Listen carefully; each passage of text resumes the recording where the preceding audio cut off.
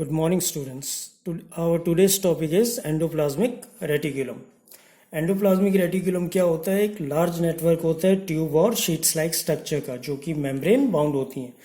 Tube like structure और sheet like structure आपस में जुड़े होते हैं और ये ट्यूब लाइक स्ट्रक्चर और शीट लाइक स्ट्रक्चर बाउंडेड होते हैं, कवरिंग होती है इनके ऊपर. इसी को हम क्या बोल देते हैं? Endoplasmic reticulum. अगर हम इसको देखें, इसके लुक्स कैसे मिलेंगे? लॉन्ग ट्यूब्यूल्स के जैसे मिलेंगे, बड़ी बड़ी ट्यूब होती हैं उसके जैसे, या फिर मिलेंगे राउंड ऑब्लॉन्ग बैग्स.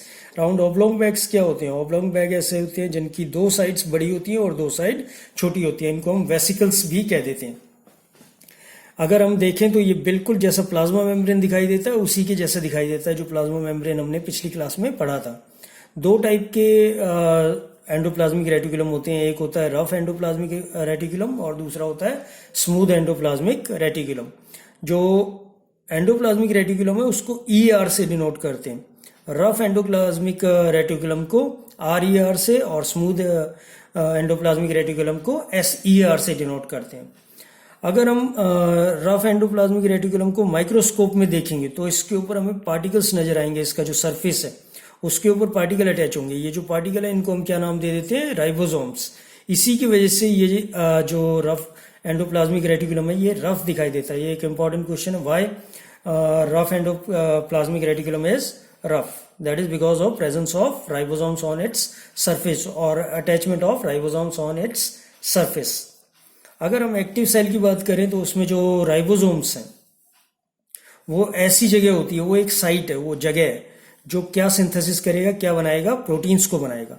प्रोटीन को बनाने के बाद उसको कहाँ सेल कर देगा? वो उसको भेज देगा सेल के डिफरेंट पार्ट में. किसकी हेल्प से भेजेगा? एंडोप्लाज्मिक रेटिकुलम की हेल्प से.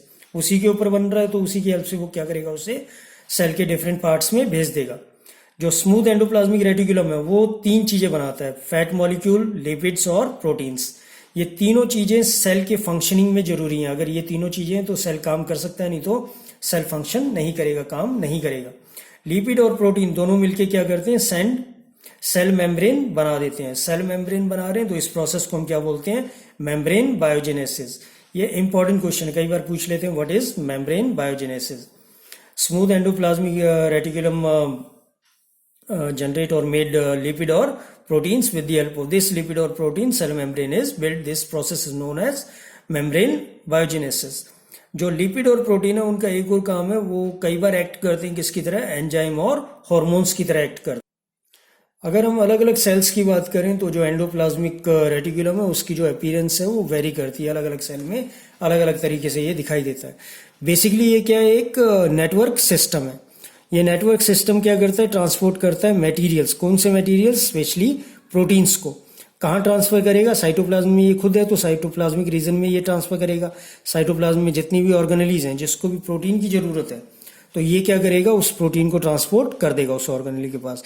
दूसरी चीज ये क्या करेगा? न्यूक्लियस से साइटोप्लाज्म में प्रोटीन को ट्रांसफर करेगा और साइटोप्लाज्म से न्यूक्लियस में प्रोटीन को ट्रांसफर कर देगा. ये एक साइटोप्लाज्मिक फ्रेमवर्क भी बनाता है. फ्रेमवर्क मतलब एक सरफेस बनाता है जिस सरफेस के ऊपर कोई भी बायोकेमिकल एक्टिविटीज पॉसिबल हैं जो लाइफ को या सेल को सस्टेन करने के लिए जरूरी होती है. अगर हम वर्टिब्रेट्स की बात करें, वर्टिब्रेट्स क्या होते हैं? जिनकी रीढ़ की हड्डी होती है. जैसे ह्यूमन बीइंग है, बर्ड्स हैं, ये सारी इनके रीढ़ की हड्डी हैं. एनिमल्स हैं इनमें रीढ़ की हड्डी है तो इनको हम क्या बोलेंगे? वर्टिब्रेट्स. वर्टिब्रेट्स के अंदर जो लीवर है वहां पे क्या मिलेगा? Smooth endoplasmic reticulum.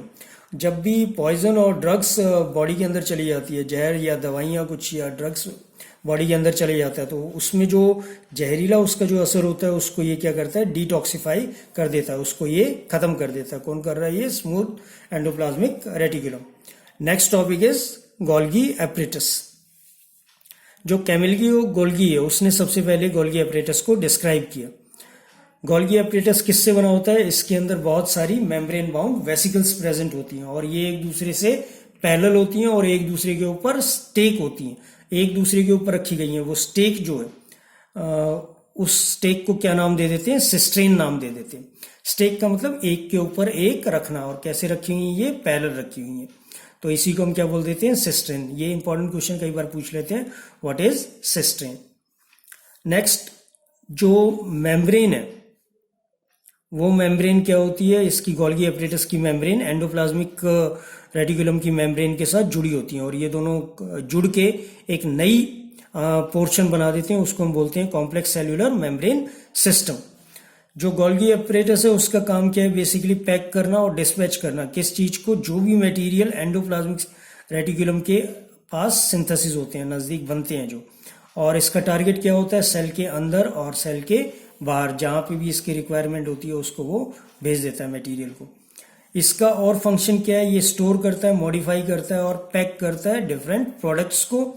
किसके अंदर पैक कर देता है, ये वेसिकल्स के अंदर पैक कर देता है, उसको स्टोर करेगा और उसको मॉडिफाई करके फिर आगे जहां जरूरत होगी वहां उसको।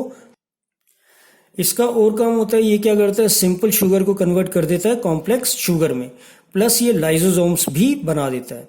तो लाइसोसोम्स कौन बना रहा है, एंडोप्लाज्मिक रेटिकुलम। और next topic is lysosomes. Lysosomes को हम बोल सकते हैं waste disposal system of cell. Cell में जो भी वेस्ट होता है उसको डिस्पोज करना है तो कौन करेगा, लाइसोसोम्स करेगा। मतलब ये सेल को कैसा रखेगा, साफ रखेगा, क्लीन जो करना है सेल को वो कौन करेगा, लाइसोसोम्स। लाइसोसोम्स क्या करता है, डाइजेस्ट करता है foreign material worn out cell organelles. Foreign material मतलब बाहर से जो मटेरियल आ रहे हैं या फिर सेल के ही अंदर ओल्ड ऑर्गेनेलीज हैं उसको डाइजेस्ट करना है तो कौन डाइजेस्ट करेगा, लाइसोसोम्स। फॉरेन मटेरियल कौन कौन से हैं, जैसे बैक्टीरिया, फूड या फिर ओल्ड ऑर्गेनेलीज। ये क्या करता है, इन सब फॉरेन मटेरियल और ओल्ड ऑर्गेनेली को ब्रेक कर देगा स्मॉल पीसेज में, छोटे छोटे टुकड़ों में तोड़ देगा।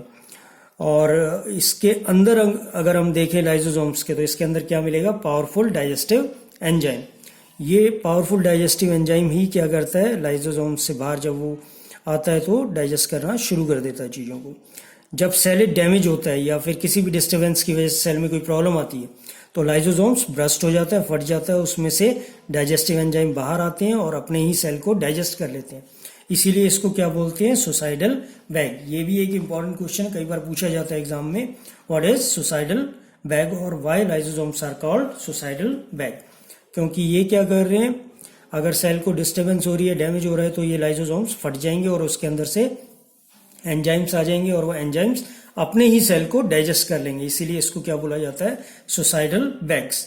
ये लाइसोसोम्स मेम्ब्रेन बाउंड होती है, इसके अराउंड कवरिंग होती है और ये डाइजेस्टिव एंजाइम कंटेन करता है। फिर ये जो डाइजेस्टिव एंजाइम है ये कौन बना रहा है, rough endoplasmic reticulum. So students for today it is over.